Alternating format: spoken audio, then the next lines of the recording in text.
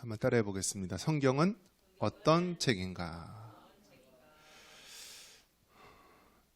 우리가 이제 신학교에 가면은요, 신학교에서 배우는 이 공부 과정이 있는데요.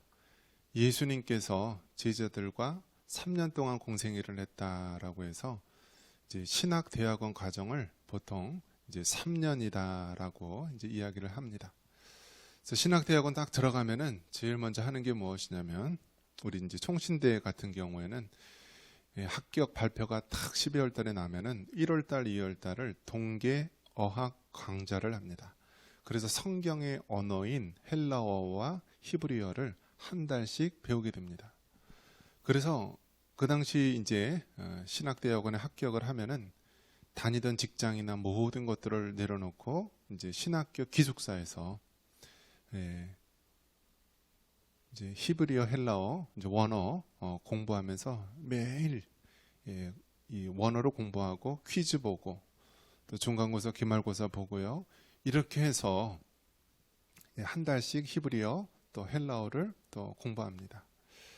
자, 왜 그렇게 할까?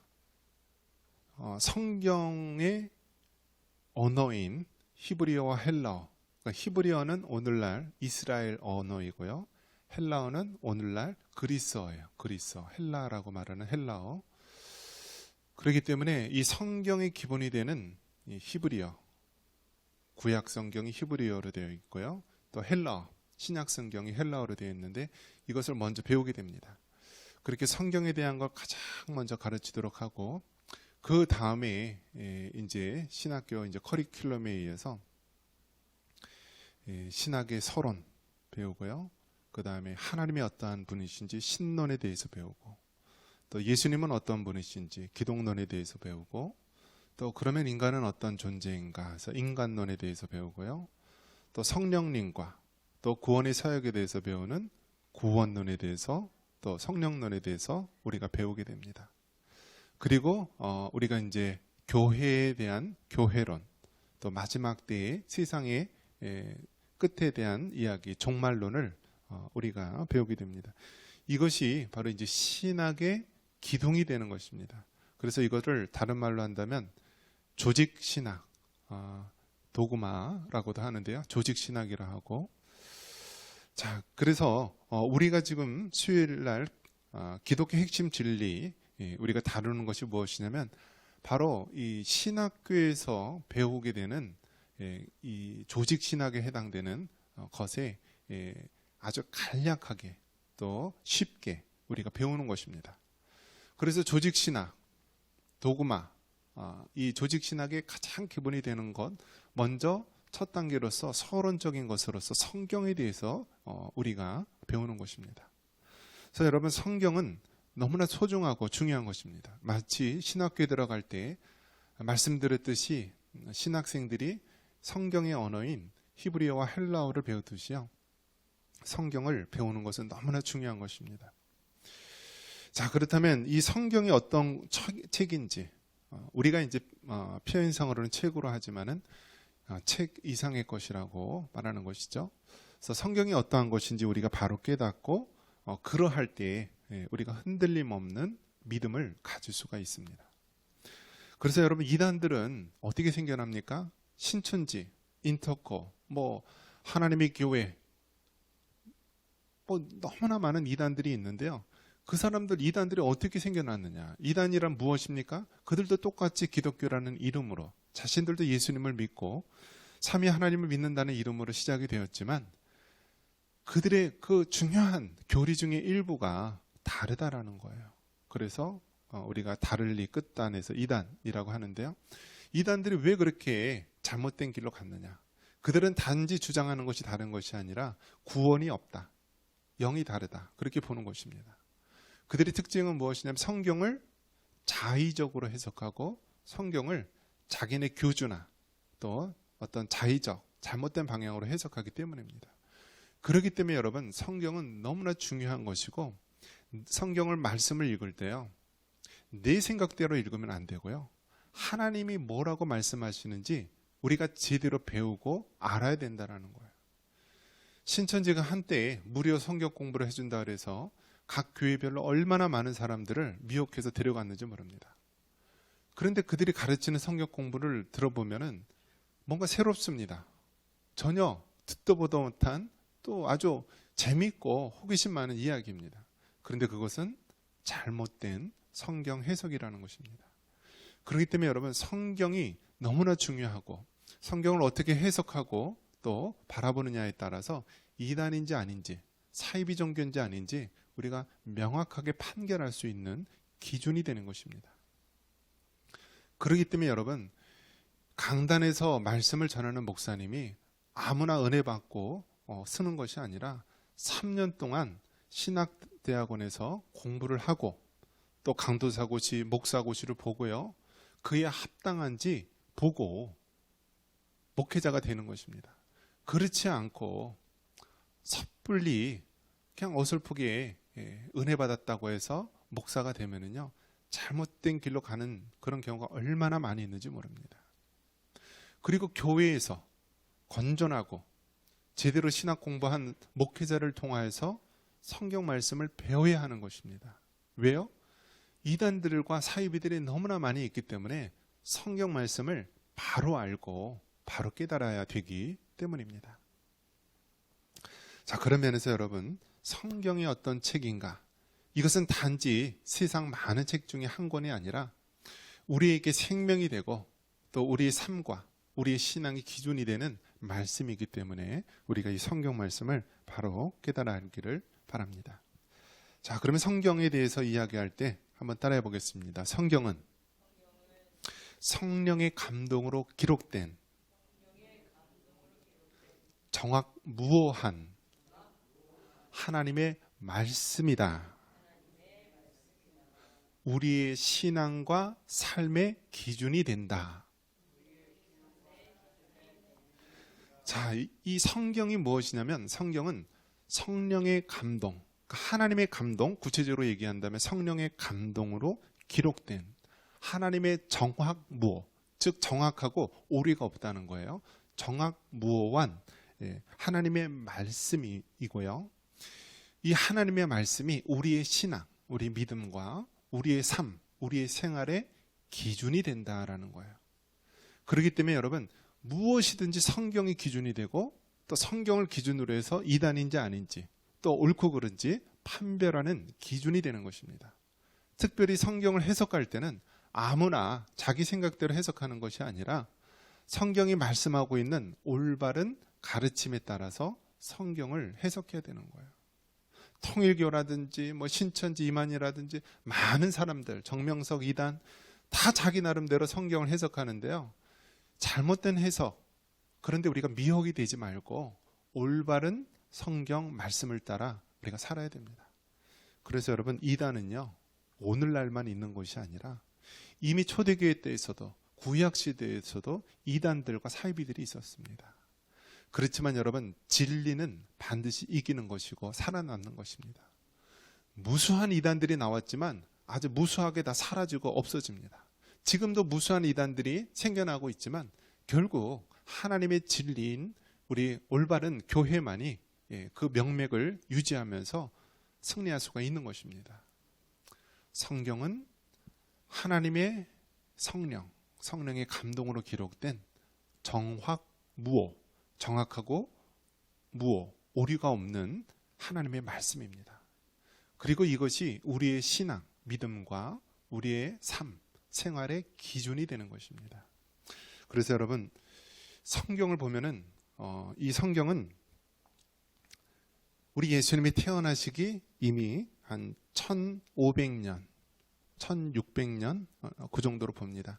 그 전에 이 창세기, 출애굽기, 레위기, 민수기가 기록되면서요, 요한계시록, 이게 한 언제쯤 기록됐냐 하면은 예수님이 오신 이후 주후 한 100년 그 사이에 이 성경이 기록된 것입니다.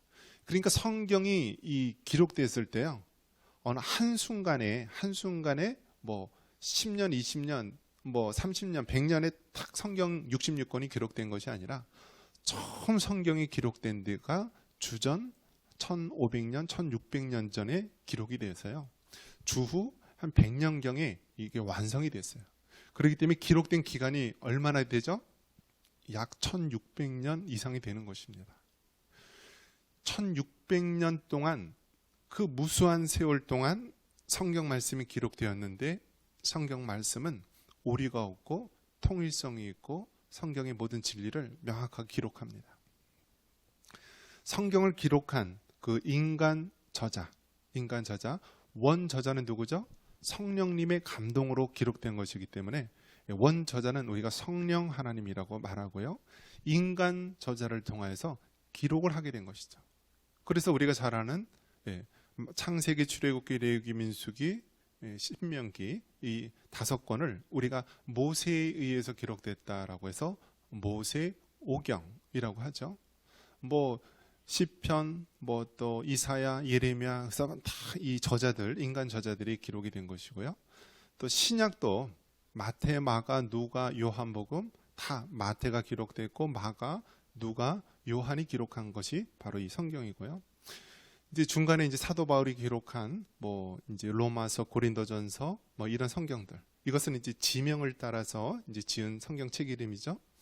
그래서 마지막 끝나는 요한계시록은 예수님의 12제자 중에 한 명이었고, 또 마지막까지 가장 오래 살았던 12제자 중에 한 사람인 사도 요한이 기록된 것, 이것이 바로 요한계시록. 그래서 창세기서부터 요한계시록까지 약 1600년의 기간 동안에 36명의 저자가 기록을 한 것입니다.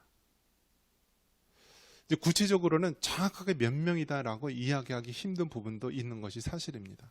사실 시편을 보면은 거의 절반 이상은 다윗이 기록을 했고, 또 뭐 솔로몬과 많은 시편 저자들이 기록되어 있는데요. 또 알지 못하는 그러한 인간 저자들이 있죠. 그래서 시편 말씀이 있고요. 또 신약도 보면은 예수님의 12제자라든지 또 사도 바울이라든지 그 외에 다른 사람들이 기록한 것이 있고요.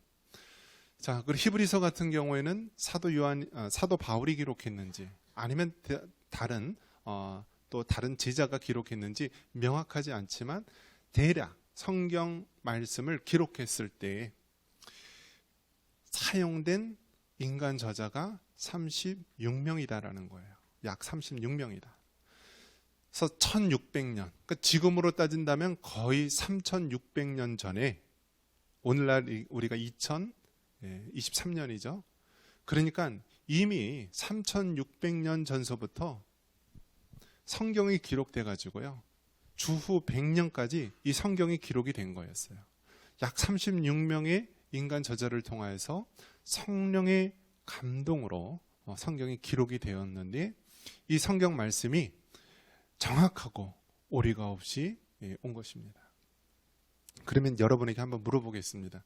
자, 지금으로부터 3600년 전에 처음 이제 모세오경을 기록했겠죠.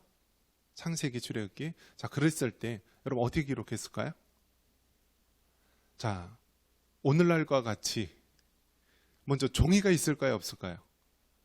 우리 박남원 집사님, 3600년 전에 성경이 기록되었을 때 종이가 있었을까요, 없었을까요? 예? 그럼 어떻게 기록을 했어요? 그 당시에는요, 기록을 하는데 없잖아요. 그래서 여러 가지 방법으로 기록을 하는데, 양피지라고 그래서 양의 가죽에다가 이렇게 쓰는 그런 방법이 있고요. 또 그 이외에 이제 애굽이나 이런 데서는 이제 그 식물 파피루스라고 하는 데가 있는데요. 그거를 해서 종이로 이렇게 기록을 이렇게 하고요. 그러니까 여러분 한번 생각을 해보십시오. 성경 말씀을 기록했을 때 오늘날처럼 종이가 이렇게 질 좋은 종이가 있고 또 필기도구가 좋은 게 있고 그런 것이 아니라, 과거에는 동물의 가죽에다 쓰기도 하고요, 또 아주 거친 파피루스라고 하는 그런 데다 기록을 하기도 하고. 그래서 성경이 보면은요, 뭐 이사야 성경 하면은 우리처럼 이렇게 조그만 책이 아니라요, 과거에는 이렇게 두루마리처럼 말았어요. 이렇게 말아가지고 이만큼 됩니다. 그 성경 뭐 이사야, 예레미야 이런 책 한 권이요, 이 두루마리로 이렇게 해서. 그래서 어떻게 했느냐, 사람이 다 수작업으로 기록을 한 거예요. 그 성경을 여러분 한번 생각을 해보십시오. 여러분 우리도 지난번 우리가 이제 성경 필사 작업을 했었죠. 60주년 때인가요? 그 성경 필사 작업을 했었을 때 얼마나 힘듭니까? 성경 하나하나 쓰기가 얼마나 힘들어요. 그런데 과거에는 정말 복사 기구도 없고 뭐 종이도 제대로 변변치 않고, 그런데 기록을 한 거예요. 양피지라든지 파피루라스든지 여러 가지 그런 데다 기록을 하면서 성경 말씀을 기록을 하는데, 그게 시간이 지나면은 다 이게 예를 들어 동물의 가죽 같은 데 이렇게 기록을 했다 그러면 시간이 지나면 다 말라 비틀어지고 막 이렇게 쉽게 파손이 되고 힘든 것입니다. 그렇기 때문에 어느 정도 일정 시간이 되면 다시 기록을 이제 필사를 해야 되는 거죠. 이렇게 해서 옮겨놔야 되는 거죠. 그래서 여러분 오늘날 성경이 우리 손에 돌아오기까지는 하나님의 놀라운 역사가 아니고서는 이루어질 수 없는 그런 사건입니다. 어떻게 3600년 전, 그런데 종이 뭐 필기도 없는 그러한 상황에서 오늘날 어떻게 우리가 하나님의 말씀의 성경이 주어지게 되었느냐? 그것은 하나님의 놀라운 역사입니다. 근데 그 성경을 기록했을 때 누구를 사용하셨어요?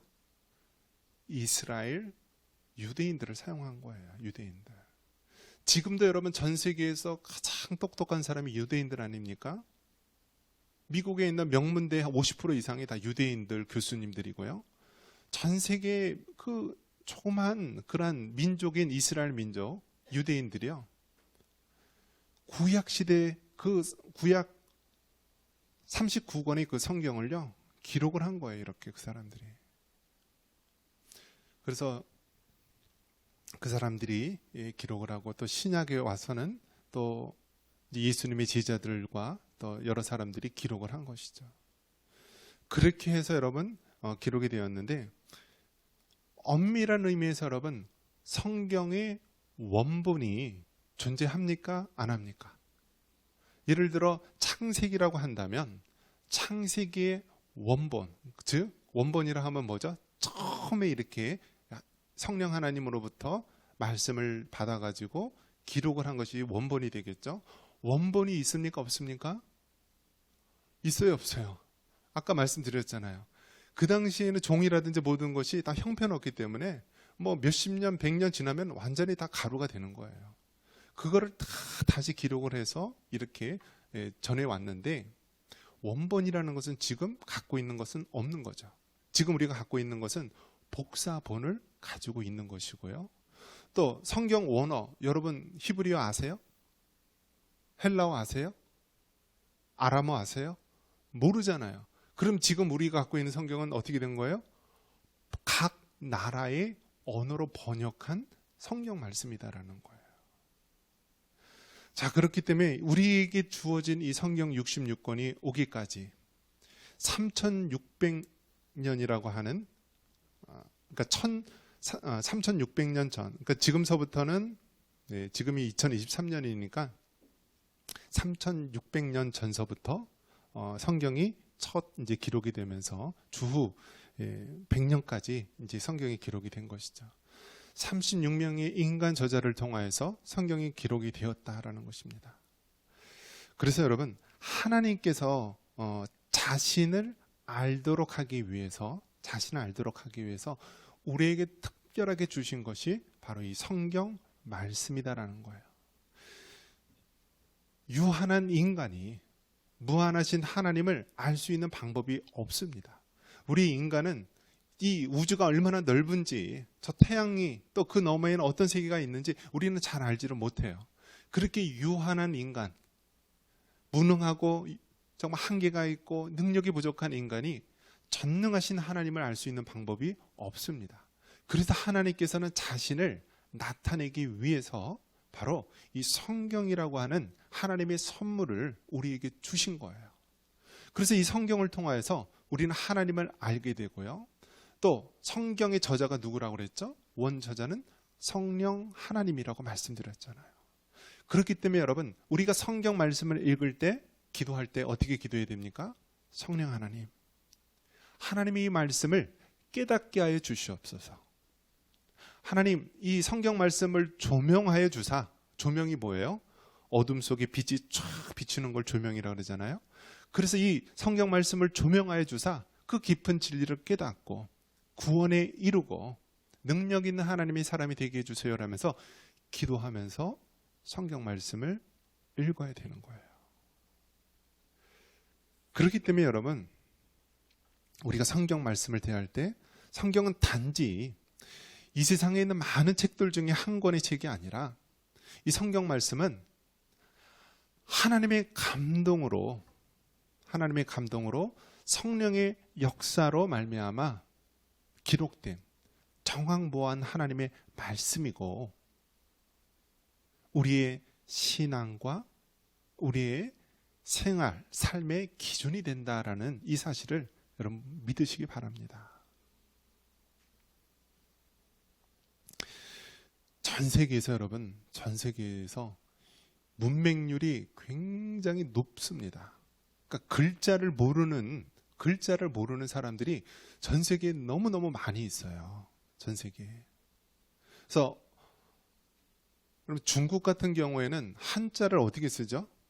요즘 이제 추세가 컴퓨터를 많이 사용하다 보니까 중국에 있는 한자가 딱 있으면은 이 한자에 해당하는 이 발음하는 기호를 영어로 입력을 합니다. 그러면 이제 그에 해당하는 한자가 나와서 이렇게 하다 보니까 중국인들이요, 한자를 모르는 사람이 허다하게 많고 그냥 말로는 하는데 이 문자적으로는 모르는 사람이 굉장히 많다라고 합니다. 그러니까 이 전 세계에 수많은 언어가 있는데 아직도 문맹률, 그 나라 알파벳 문자를 모르는 사람이 많이 있는데요, 우리나라는 감사하게도 문맹률이 거의 없다라고 합니다. 물론 뭐 글자 모르는 분도 계시고 그렇지만 거의 대부분의 아는 국민이 글자를 알아요. 이분들이 때로는 초등학교도 못 다닌 사람도 있고 과거에 뭐 6.25 전쟁이나 뭐 일제시대 동안에 공부를 못한 많은 할아버지 할머니들도 어떻게 성경을 아느냐? 어떻게 할까요? 글자를 아느냐? 성경 말씀을 통해서 알게 됐다라는 거예요. 그러니까 뭐 세상에서 공부를 하나도 못한 일자무식의 사람이라 할지라도 교회에 와서 하나님을 믿고 신앙생활을 하다 보니까 성경 말씀이 있는 거예요.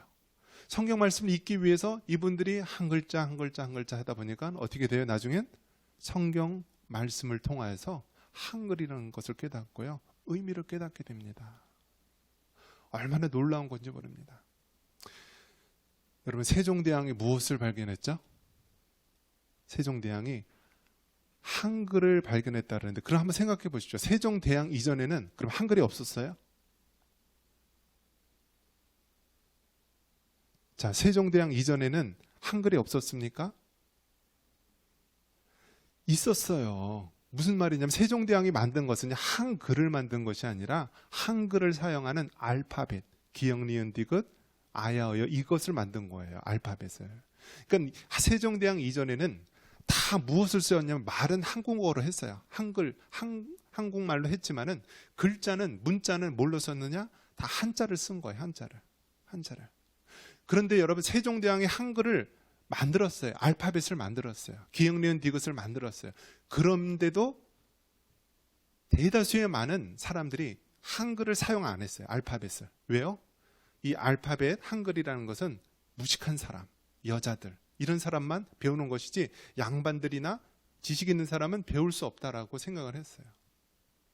그런데 우리나라에 복음이 증거되고 선교사님들이 들어오면서 우리나라의 글자가 뭐예요? 한자예요? 아니잖아요. 세종대왕이 만든 한글이잖아요. 한글.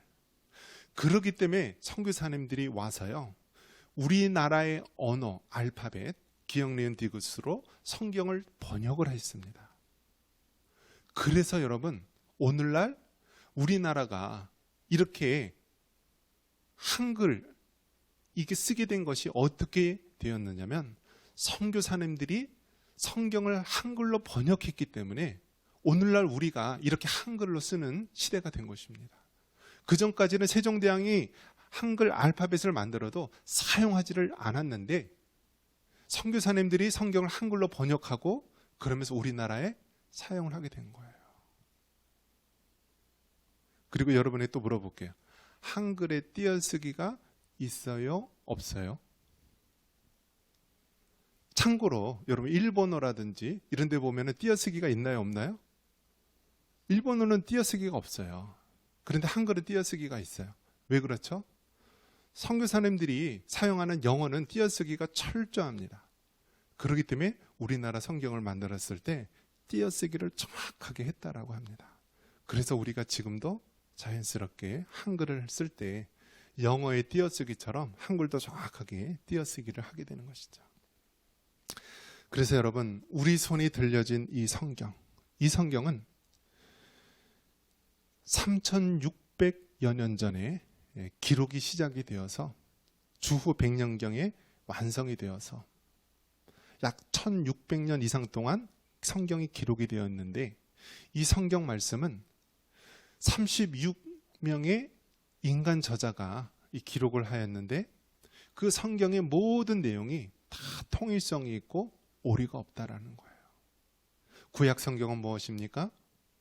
그러니까 구약 성경은 오실 예수님에 대해서 말씀을 해주고 있고, 신약 성경은 오신 예수님, 다시 오실 예수님. 그래서 성경에 있는 모든 내용들은 그 36명의 저자들이 기록되었지만 모두가 통일성을 이루고 있고, 그 통일성의 중심, 그 주제가 누구냐? 성경의 주제가 누구냐? 예수 그리스도라는 사실입니다. 그리고 구약 성경은 이스라엘 언어인 히브리어로 성경이 기록이 되었고요. 그리고 신약 성경은 그 당시 오늘날 영어와 같은 이 헬라어, 그리스어로 기록이 된 것입니다. 그리고 우리가 보는 이 한글 성경은 또 선교사님들과 많은 사람들을 통해서 이 기록을 한 거예요. 그래서 한글이라는 언어를 통해서 우리가 이제 볼 수 있게 된 것이죠. 오늘 말씀을 우리가 배운 것처럼 성경 말씀은 성령의 감동으로 기록되어서 정확무오한 하나님의 말씀이라는 사실을 믿으시기 바랍니다. 그리고 여러분, 이 성경 말씀이 우리의 신앙과 삶의 기준이 됨을 믿으시기 바랍니다. 한 가지 예화를 들고 마치겠습니다. 제임스 심슨이라고 하는 외과 의사가 있었습니다. 이 제임스 심슨이라는 외과 의사가 어떻게 하면은 사람이 고통 없이 수술을 받을 수 있을까 고민을 했다라고 합니다. 그러던 중에 성경을 읽는데, 하나님께서 아담과 하와를 창조하실 때 보면은요, 아담을 깊이 잠들게 한 다음에 그 갈빗대를 취하여서 하와를 만든 그 장면이 나옵니다. 그래서 이 심슨이라고 하는 외과 의사가 인간을 고통 없이 수술하기 위해서는 깊이 잠들게 하면 되겠구나라고 해서 이 사람이 연구를 해서 만든 것이 이제 클로로포름이라고 하는 그러한 수면 마취제라고 합니다. 그래서 사람을 수술할 때 여러분, 과거에는요, 전쟁에서 만약에 피를 많이 흘리고 뭐 이렇게 하잖아요. 그러면은 그냥 죽게 내버려 뒀습니다. 수술이란 게 없었어요. 그냥 팔다리 있으면은 뭐 그냥 외과적인 수술이 그냥 잘라내고 지혈시키고 그 정도뿐이었습니다. 그런데 그 이후에는 이 수술이라는 것이 생겨서요, 사람을 깊이 잠들게 한 다음에 아주 심도 있는 그런 수술들을 하기 시작했다라고 합니다. 그것이 어떻게 시작이 되었느냐? 바로 이 심슨이라고 하는 의사가 성경 말씀을 보고 사람을 깊이 잠들게 하면 되겠구나라고 해서 수면 마취제, 프로로포름이라고 하는 것을 발명을 해서요, 오늘날 우리가 수술할 때 다 잠재워서 하지 않습니까? 여러분, 마찬가지입니다. 성경 말씀은요, 우리 구원을 얻을 수 있는 진리의 말씀이기도 하고, 우리 삶 속에서 너무나 많은 아이디어와 삶에 있어서 중요한 것들을 우리에게 제공해 주는 말씀입니다. 그렇기 때문에 여러분, 이 하나님의 말씀이 우리 생명의 말씀이고 우리의 삶을 살아가는데 너무나 중요한 말씀이라는 것을 깨달으시기 바랍니다.